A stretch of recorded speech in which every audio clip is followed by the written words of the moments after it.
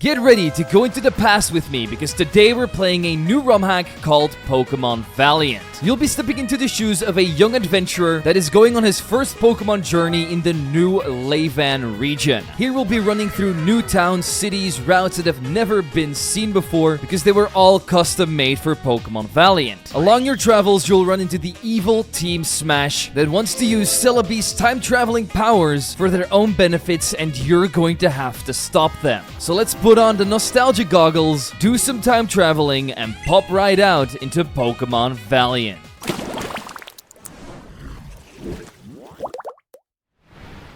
The world greets you with a sus-looking professor called Araquaria, a name that I definitely won't be able to pronounce, so we'll call him by his gamer ID, Aria. After this, you get to pick your custom character, so I decided to go with the guy that has hair straight from Dragon Ball Z. After this, Aria chewed me up and spat me out inside of a forest, so I started to investigate around in this mysterious place. We quickly found some kind of weird green cult that called themselves Team Smash, and from my past experiences, you should never mess with people like this. Otherwise, you'll land yourself into a scenario where you need to save the world time and time again. This was confirmed even more when I walked over to Serenity Lake, where we saw a green onion fairy crying out for help. Everything then suddenly went black and we woke up in our very own bed. Was all of this really just a dream, or did it have a deeper meaning? Well, no time to ponder on it now because our mom and dad were waiting for us downstairs. Just one quick thing before we head there: a Mudkip plushie inside of your very own room is incredibly based. After this, we go and sit at the table with them and learn that we'll be heading out on our very first gym badge challenge. So I promised to both of my parents to come and visit them sometimes, which we all know is a big lie because once a 10-year-old leaves his house inside of the Pokemon universe, they ain't never coming back. So I placed 2 steps outside and immediately got ambushed by Professor Aria. This brother took me to his lab and let me choose between 4 pseudo-legendary Pokemon as my starter. And with the recent controversial release of Mega Dragonite, I decided to pick up Dratini. I know the opinions on Mega Dragonite are kind of mixed, and while I think it's definitely not the best Mega design out there, I also don't really hate it. It just feels like a little bit of a lazy design by Game Freak. But let me know what you think of Mega Dragonite in the comments down below. We also get ourselves a Pokédex and Pokéballs to get started. And I also noticed that this game has following Pokemon, which is always a plus point for me. And since we're talking about time travel, it's safe to say that this other game I've been playing also takes us back in time, but to a very different era, the age of the golden arcade games. The name of this wonderful game is Acecraft Sky Hero, and it brands itself as a fast-paced bullet hell arcade shooter, but with one of the best cartoonish hand-drawn art styles. But let's get into the gameplay itself. Each of your runs will last around 5 minutes, but it's not 5 minutes of casually warming up, no. It's like you're being thrown into a Pokemon Showdown random battle where everything is straight up chaos, because you'll be fighting multiple bosses with wild patterns of bullets that will fly everywhere. It's like you're cramming an entire arcade session into the time that it normally takes you to microwave a burrito. Except your burrito will not try and shoot you like these bosses. But if you're still hungry after all this, you can always try to eat up some of the boss's bullets, with Acecraft's Absorb and Counter move that allows you to suck up highlighted projectiles and fire them back at the enemy you're facing. It can definitely be tricky to learn, but once you pull it off, it almost feels like that one moment where your Pokemon survives on 1 HP and you clap back with the perfect counter or mirror codes to finish your opponent. And just like in Pokemon Double Battles, you don't have to go at this game alone. You can easily team up with a friend in co-op mode. Here you'll both get that old school arcade teamwork energy where you're constantly watching each other's backs, but also maybe even shouting at each other because somebody is not doing the right thing. Yes, stuff like that can get really intense, but you're not just surviving, you're building those little moments of teamwork that make each and every one of your runs unique. So if you're still looking for a cool game that feels intense, fast, chaotic, and has one of the most beautiful art styles ever seen, definitely check out Acecraft Sky Hero. You can do this by scanning the QR code on screen or checking them out down below with the links in the description and pinned comment. A huge thank you to Acecraft for sponsoring today's video, and hopefully I'll be seeing you in the skies of Claudia arena where we can yell about burritos together. After this, I decided to check out the rest of the city, where we found the Sodori tunnels, which I couldn't get through due to a rock smash rock being in the way, and also a gym that was currently still closed, so we'll have to come back here in the future. After this little scouting session, I headed east over to Route A, and the first thing I did was looking for a second team member. And who would be better than the incredibly overpowered Talo? With its guts ability, paralysis and poison won't be a problem for it anymore, as it will just make it grow stronger. After it was added to my team, I went back to adventuring and reached Route B. Here we had our very first encounter with the Pokemon researcher Ben. He wanted to show me how to catch wild Pokemon, and I had seen so many catching tutorials in my life already that I knocked him out right there on the spot. This angered his little Mudkip as well, so I used a couple of twisters from Dratini to blow it out of the way. Ben eventually woke up and realized that he had dropped something somewhere, which ended up being a good excuse to flee the scene. I then followed in his footsteps and decided to capture a little cotton bird called Swablu before making it to Tolmace City. I went straight to the beach here to get my feet in the sand and got myself a free old rod from a fisher. I didn't really want to use a Magikarp, so I didn't capture anything with it, but I did manage to get myself a free HM for cut that was given to me after breaking into some guy's house. I then tried to head east out of town but got stopped by a Team Smash grunt, so to kill some time while they were doing their thing, I went inside the local gym, cracked open some cold ice puzzles, and challenged the generic tourist leader Edo. He would specialize in water-type Pokemon and started off with a Love Disc. I know a fish like this can be incredibly annoying with things like Attract and Lovely Kiss, so I used Dratini's Thunder Wave to paralyze it, then wrapped it up in its tail for the extra chip damage, and spammed Twister for the KO. He then brought in a Mudkip again, which is the third time we've seen a Mudkip in this game already, and we aren't even past the first leader. I mean, keep him coming, because I'm loving it, but I would have expected a little bit more Pokemon variation. I used Thunder Wave, Twister, and Wrap again, but this little Mudfish decided to lower my accuracy with Mud Slap. So I swapped out into Swablu and back into Dratini to get rid of those drops, knocked it out with a few more Twisters, and claimed the Soothing Badge. Route C would now also be unlocked for me, but once I started climbing the huge mountain that ended up being here, we ended up running into an entire platoon of Team Smash grunts. And while they do have this really nice intro battle animation that has Celebi's head, in the end they weren't all that hard to beat until we ran into their mission leader who had kidnapped a scientist for information about Celebi. When the scientist didn't want to speak up, they threatened him with violence, so I stepped in to try and save him. They retaliated with their Poochyena and Carvanha, which were easily swept away by disarming voices and quick attacks, and once they witnessed my raw power, they ran away like chickens and abandoned this mission, leaving the Devon goods behind. That turned out to be a briefcase with useful information. This scientist then thanks me and says that he's going to take a hot bath to try and relax. I wish I could do that myself, but we have a region to conquer. And what better way to do that than to grind up my Pokemon on the local Sunflora population? Yeah, I also have no idea why there's fully grown Sunfloras that are level 6 in this grass, but at least they gave me decent experience. I also captured a little fire-type baby Magby, and the rest of this round led me to the Karen tunnels. And this place felt like the back rooms, man. I kept on getting lost because it was incredibly dark in here, and on top of that, the place was filled with trainers behind every corner. So I got sent back to the Pokemon Center a couple of times. But with my sheer determination, I still pushed through, captured myself a Gligar inside of here, and got out on the other side. That's where a girl shouted at us from the top of a hill. Her name is Noah, and we already seem to know her from somewhere, even though the game didn't really tell us. She will indeed be serving as our rival, and even urges us to beat her in a battle so we can get a reward. So I threw out my Dratini and faced her Pinsir head on. Once we paralyzed it with Thunder Wave, I swapped back out into Talo. All we had to do from here was spam Wing Attack, and in the blink of an eye, her Pinsir and Chansey would be defeated. Noah didn't expect me to be so good at battling, but keeps her word by giving me a free Lucky Egg, which is a gift from God because grinding in this game was absolutely terrible, let me tell you. It really felt like the old school days, where you had to level up against wild Pokemon if you wanted to move past certain points. Not the biggest problem for me, but I know this can turn some people away, so keep that in mind if you try out the game yourself. Our efforts would then lead us into Karen City. Here we had some interesting locations like the Battle School where I could get myself a free Quick Claw, but also Ben's laboratory, who was looking for the Devon parts that we picked up from Team Smash, so we gave it back to him, and the only thing we learn about them is that they're working on some kind of research involving flower nectar. Karen City also had a cave called the Karen Cave. There was something really special about this place because it was filled with only starter Pokemon. Each and every one up until Generation 3 besides the water type starters were in here but I didn't capture any of them and just used it for grinding purposes. Once I felt like my team was juiced up, I went back into the city and entered the local gym.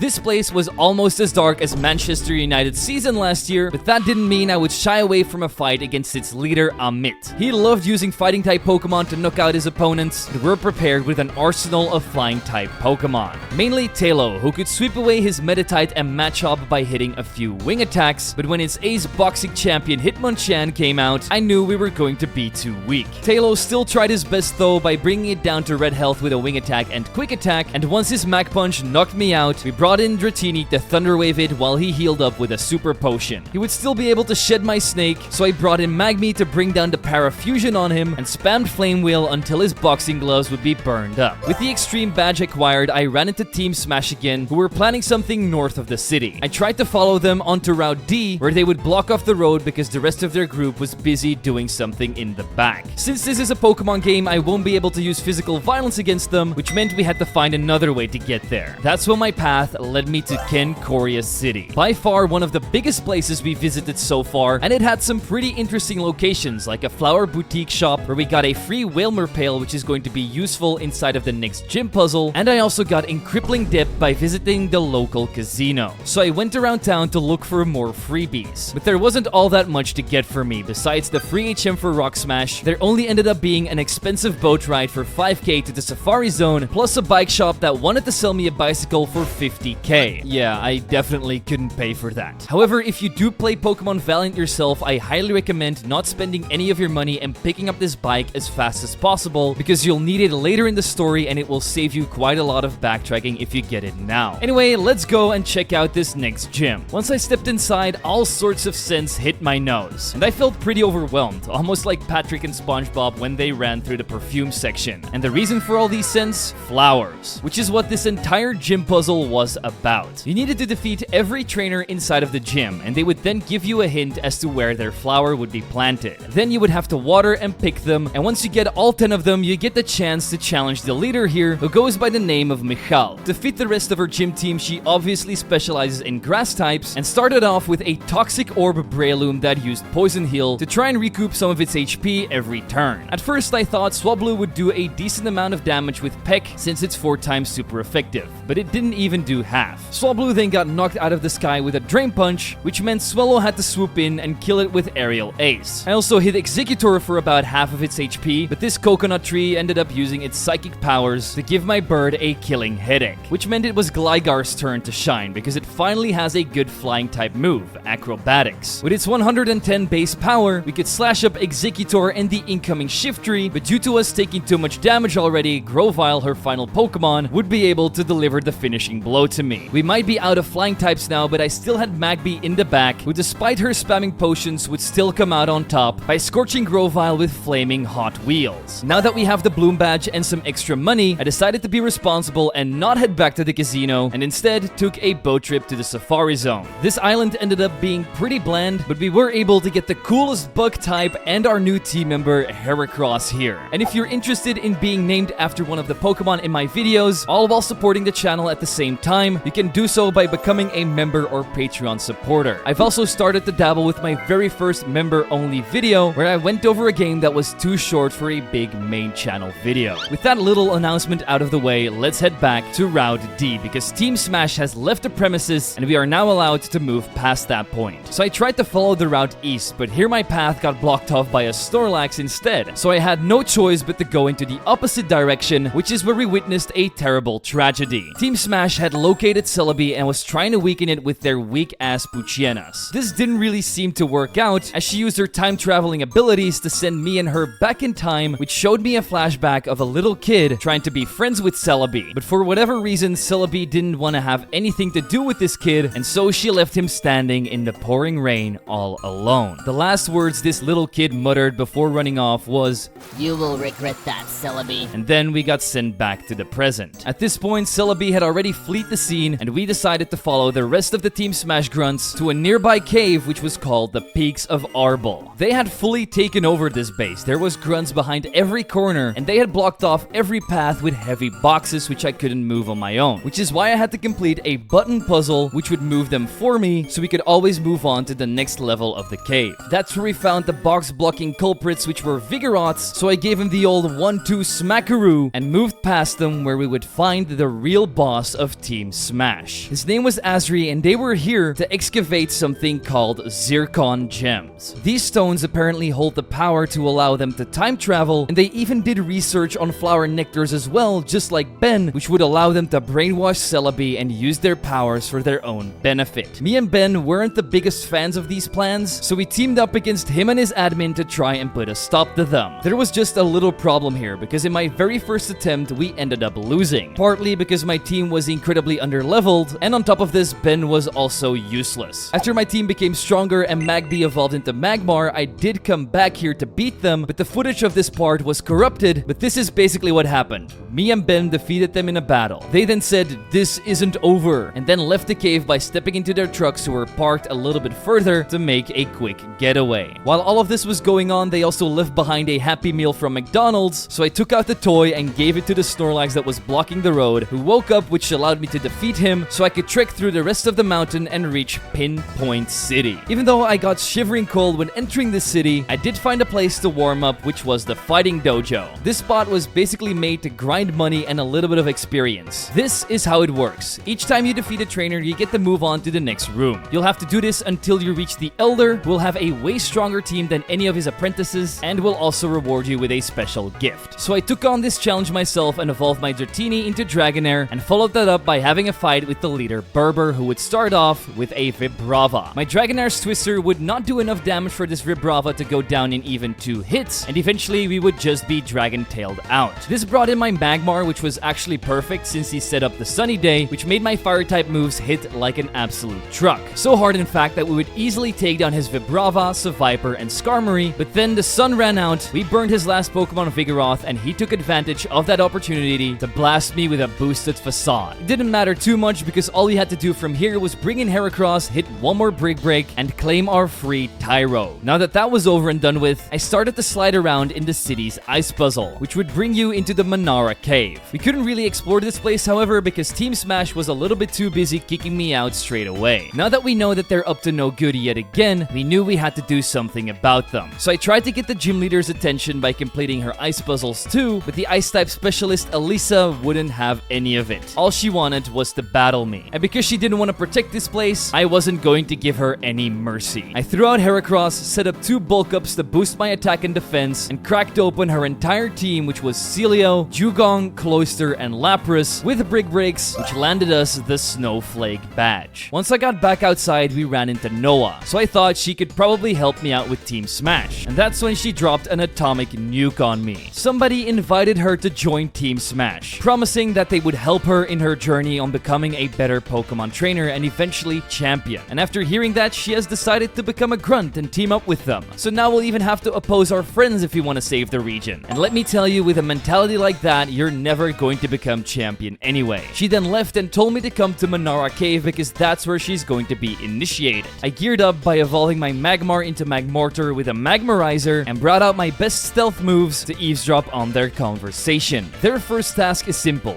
They need to acquire information. However, the grunt is trying to mislead these new recruits by telling them that this information is going to be used to improve the facilities around the region. However, they don't get clear instructions as to what their next objective is. So once the other two leave, I decide to catch Noah off guard, and she doesn't seem to regret this decision at all. She even shares her newly acquired HM for strength with me and offers to walk back together to our hometown Hawam City. This is where Team Smash's next move will probably happen, so we agree and go back to the Sidori tunnels where we can finally move on by smashing that pesky rock that blocked us off the first time we were here. Noah got new instructions to stand guard here, but because we know her, she decides to let me through. Plus, we also get help from another guy that presses a button for me, which would move yet another box so we could move on to the rest of the cave. He also warned me that this next section was incredibly dark and even handed me the Flash HM to deal with it. None of my Pokemon could learn Flash, however, and I wasn't going to bash my head into a dark wall 1,000 times, so I had to go out, capture a little Shroomish so it could flash the room, which would light it up. Then I'd use my juiced up muscles to move some strength boulders and ran into a bit of a problem. You see, this entire place is being patrolled by Team Smash grunts, and every time they spot you, they send you back to the beginning of the cave. So you need to carefully traverse them so you don't get spotted, all while pressing button mechanisms that will clear up the way for for you. This was easier said than done, but eventually my stealth skills would traverse us to the heart of the cave. Here we find out that they have taken the gym leader of our hometown captive, so we're forced to fight admin Omar to get him back. He would actually have a pretty decent team starting out with a Nido Queen. Yes, my Magmortar might have been weak to it, but that doesn't matter if your opponent is just going to set up 2 layers of toxic spikes and allow me to flame him with lava plumes. His Gengar would come out next, and not even a Sludge Bomb Shadow Ball combo would be able to bring down my Fiery Titan. Due to the damage we've sustained, his Crobat did finish me off with a Shadow Ball, so I could go balls deep Flying type versus Flying type with my Gligar's acrobatics coming out on top because he loved me so much that he decided to tank a couple of extra hits with 1 HP. A mechanic that I'm personally not the biggest fan of in Pokemon games. But he definitely saved me in this situation because next up was Slacking, and she would also not be able to put a dent in me. When the Sloth was put back to sleep, which was the end of Omar's team. But it didn't matter, they are done here already and we're not going to stop them. Not now, not ever. And I have just one question.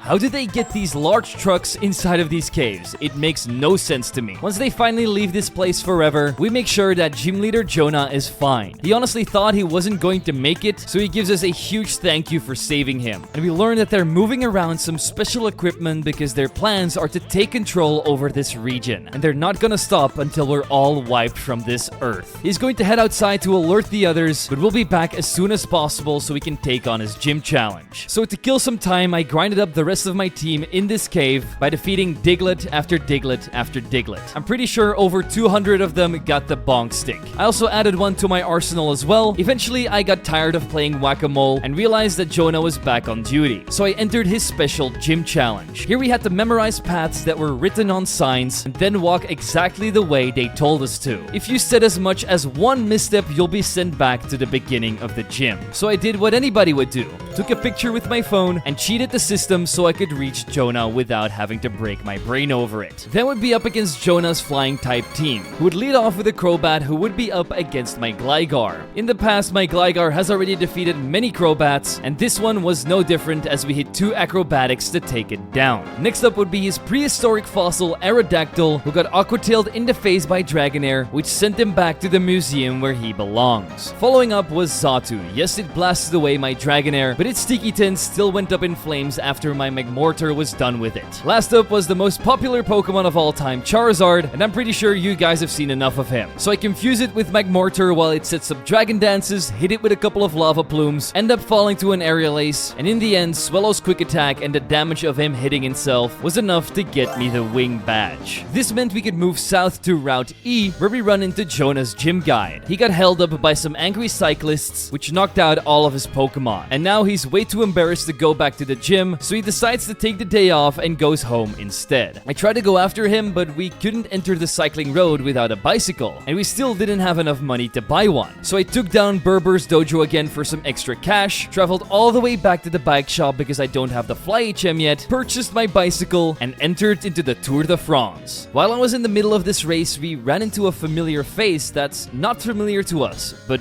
to our character. Her name is Maya, and maybe she's our sister or something, but this never gets explained. So I just knock out her Vibrava and Glalie, proceed to win the race, and run into yet another Snorlax that's blocking the road. So I needed to find some more food to wake him up. I checked out the local rest stop where the gym guide was asking for a bottle of fresh water because he was feeling dizzy. The guy behind the counter says that they've run out, but there's something suspicious going on here. In the corner of my eye, I spot 2 people that are scared for their lives somewhere at the back of the room. For now, I decide to leave them alone, but we need to find out what's going on here. So I investigated the rest of the route and found a couple of interesting things, like this old ancient temple with a message in Braille that told me to subscribe or something. I don't know, I guess we better do it before bad things start happening, and a different tiny tucked away cave. After going in, we find Noah threatening a chef, all in the name of Team Smash, and she's not going to let me ruin her dreams. At this point, I don't care about her dreams anymore. Let's save that cook and get some food for that Snorlax so we can move on. And we did that incredibly quickly because I just used my Heracross's bulk ups again and used Brick Breaks and Pin Missile to break her fortress's shell, then proceeded to break her Chansey's egg, pulled out Pincers, and chopped out Crobat's throat. Disappointed, Noah leaves the cave to report back to Team Smash, and the cook thanks me by giving me his lunch. Yes, another McDonald's Happy Meal. I go back to give it to Snorlax, but this time it didn't end up being enough. He was also thirsty and required a fresh water. Honestly, how demanding of a roadblock can you be? But let's just do his bidding. And in order to get my hands on a fresh water, I had to capture an Oddish. Then we used its Stun Spore ability to paralyze the guy behind the counter, who revealed himself to be a member of Team Smash. So in 1, 2, 3, we beat him up, and he leaves by saying that we're going to live in agony because Team Smash will take over this region soon. We make sure the regular employees are alright, grab our bottle of fresh water, pour it into the Snorlax's stomach, kicking him out of the way and getting to Harutel City, which is the most modern in the entire region. Why? Because they have a full-on working department store where you can get whatever you want. There's also a fossil revival place and an airport that's not accessible to us yet. But the main reason we're here is to take on the gym leader, Or. No, there's nothing else coming. That's actually his name,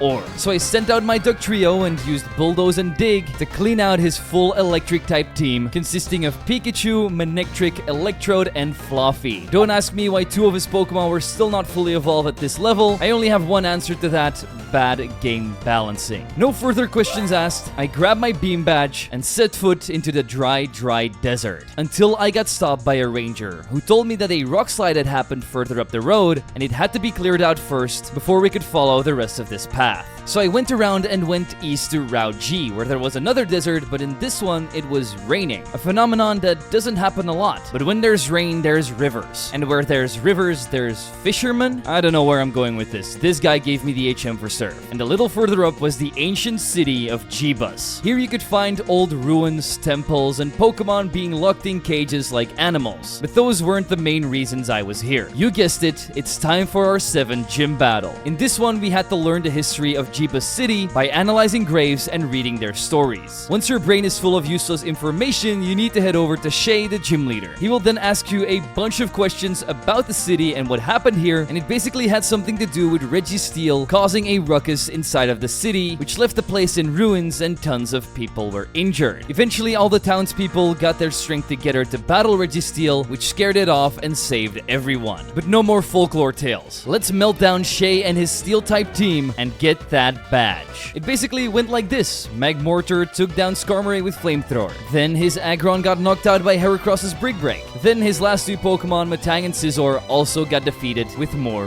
fire. From here on out, we claim our trap badge, but when we step foot outside, we get stopped by Ben. He's been going around every city to try and explain to the gym leaders how important it is for us to take down Team Smash, but nobody is listening because we don't have concrete proof yet. So we're on the back foot at this point, and have no idea where they will strike next or what their ultimate plan is. Just that they want to take over the world with Celebi's time-traveling powers. So he decides to hand me a Pokénav, and if any of us get any new information, we have to inform each other so that we can face Team Smash together. But beating this gym also cleared up the roadblock at the other side of the desert. This led me to Ash Town. Upon entering, an earthquake shakes the entire town, and it's bad news because Team Smash has gotten Celebi. They use its ability to send this entire town into the future, which makes us realize that this entire place will be engulfed into the sand with only a few things left standing, but ultimately nature taking over. The Pokemon Center is still around, but free healthcare isn't. In this terrible future, you'll have to pay if you want your Pokemon healed up. And that's no future I want to live in. So I start figuring out a way how to get back to the present. First thing I had to do was push 3 boulders inside of a hole. They would tower up together so I could jump down and not break my legs. This led me into the Smash hideout, which wasn't easy to fully enter. First, we had to make our way through a maze that was basically pitch black and not able to be lighted up with flash. Once we got past it, we reached the inner hideout where I needed to shut down a security system which would let me into their main base, which was being patrolled by Pokemon like Metagross that would kick you out if they spotted you. Once you made it past these, all you had to do was press a couple of buttons which would blow holes into the walls of the hideout so you could use their teleporters to confront Asri in his office. The only thing he says is that Ash Town is ruined. The path to domination is near, and we are one step closer to the control of the entire region, so we can decide its future. The citizens and law enforcers of the Lavan region have tried to stop us. They failed miserably.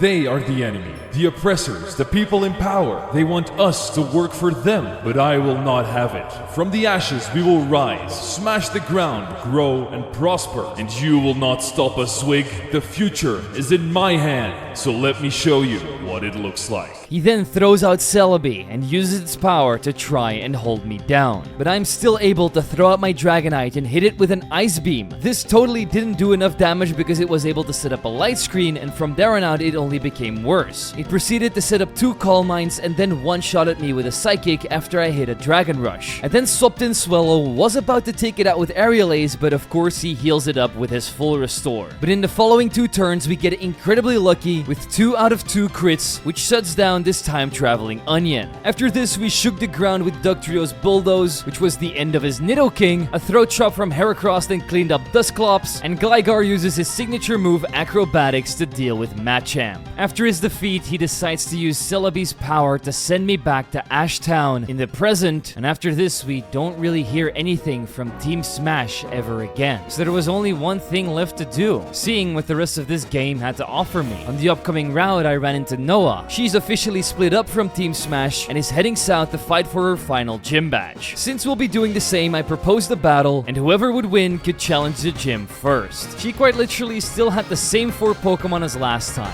Why would she not have 6 Pokemon by the end of her gym journey? I don't know, but I'm going to show her that it's necessary by one-shotting her fortress with Flamethrower from Magmortar, then using Low Kick to break her Blissey's ankles, also burning up her Pinsir, and finally shocking her Crobat out of the sky with Thunderbolts. With this win under our belt and sand in our shoes, we could place our first footsteps in Shesh City. Besides the nice oasis, there wasn't all that much to show off here, so let's head into the gym. Here we had to uncover some kind of puzzle. By traversing an endless maze, you have to read scrolls. These list certain types, and you can only memorize the ones that are super effective against the ground typing, so ice, grass, and water. After doing this, you can go through the secret door, get through a little spin tile puzzle, and boom, you're ready to challenge the ground type gym leader Gaia. For one reason or another, the sun is up when you fight her, probably to weaken the water type moves, which is why my Dragonair couldn't one-shot her Golem. She then clapped my Blue Snake with an Earthquake, and from there on out, I had enough of it. I sent out Heracross, used 2 Swords Dances to boost my attack to +4, and Brick Breaked away at her Golem,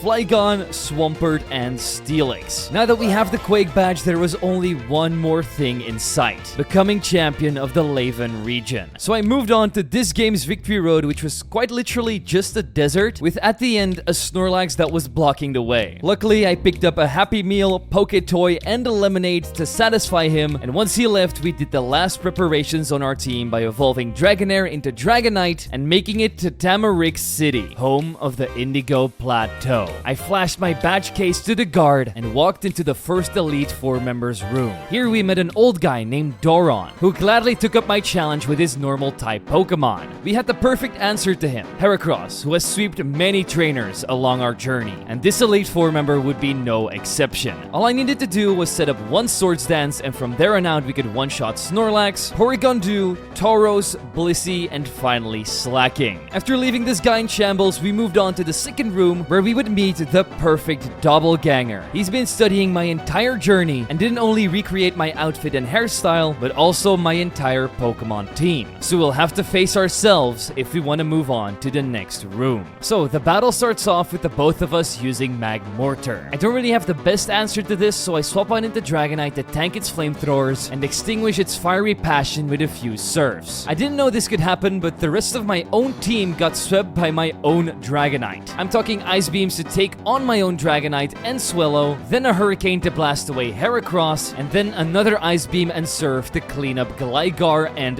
Dugtrio. And that just shows that the only thing you need to face yourself is your own best quality, which in this case was Dragonite. Our next room would see us facing a couple of weirdos, because they also specialized in water types just like the first gym leader. This was a double battle, however, starting starting off with Gorbis and Huntail, and I made the mistake of starting with 2 ground types who couldn't really deal that much damage to these 2, and Dugtrio ended up getting one shot in the first turn already. So I swapped in Heracross and combined his Brick Breaks with Gligar's Acrobatics, which would see Gorbis sinking to the bottom of the sea. Walreign's big tusks would be cracked in no time as well, sending him to the dentist. Huntail then finally used its waterfall to swamp away my Gligar, and in the next turn, Magmortar and Heracross used their Pin Missile and Thunderbolt to wipe the rest of the field. This only left them with their Gyarados, who would be turned into tomorrow's sushi with one more Thunderbolt. This let us go on to the last Elite Four member, the Dragon Master Yale. And if you thought she'd be a sweep too, you'd be incredibly wrong.